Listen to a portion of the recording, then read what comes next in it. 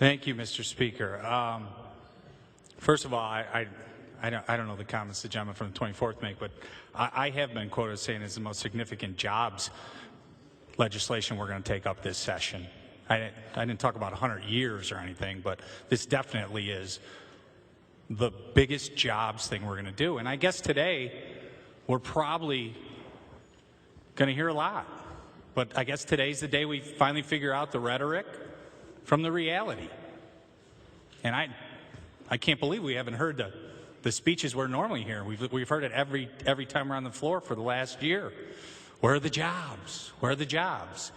And I said, there's going to be a time where you get a chance to vote for jobs, real job creation. Real job creation. And I want to know when Democrats and when people on that side of the aisle are going to really be sincere about creating jobs. Because we know this will create hundreds of jobs when they're constructing the mine, generational jobs after the mine's in place. These aren't jobs that can pick up and go to China or India. The iron ore is in our ground here in Wisconsin. Generational jobs. I don't know how anybody from Iron County would be able to vote against this piece of legislation. I don't know how Democrats with a straight face can sit here and say, you're for job creation, we're not, and you're going to vote against this bill today?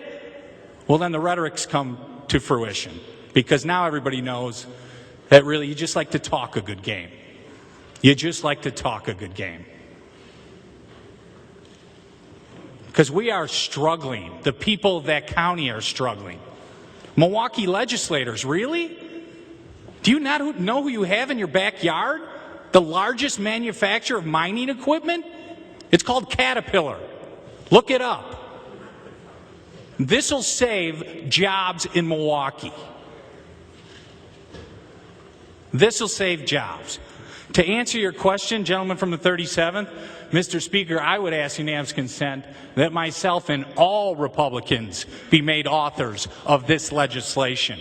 Thank you, Mr. Speaker. I take it some of y'all want to be co-sponsors? All right, you got a pen ready? Nope. 14, 5, 6, 32, 27, 60, 83, 66. Did I miss anybody? Did you want to be a co-sponsor, Mr.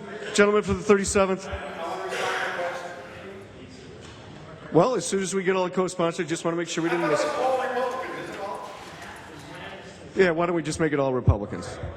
Gentleman from the 37th. Thank you. All right, so it's all Republicans. You're all authors of this great legislation. It came from God. It's going to create jobs. It's a 100th anniversary. We're celebrating today by voting on this.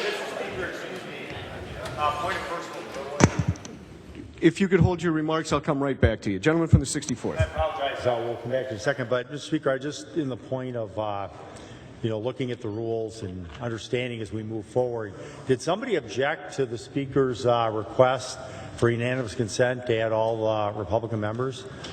No, I just want to make sure none of the hands up were for that purpose. Oh, you thought someone might have been objecting. Oh, I see. I could see where the confusion Had to be sure.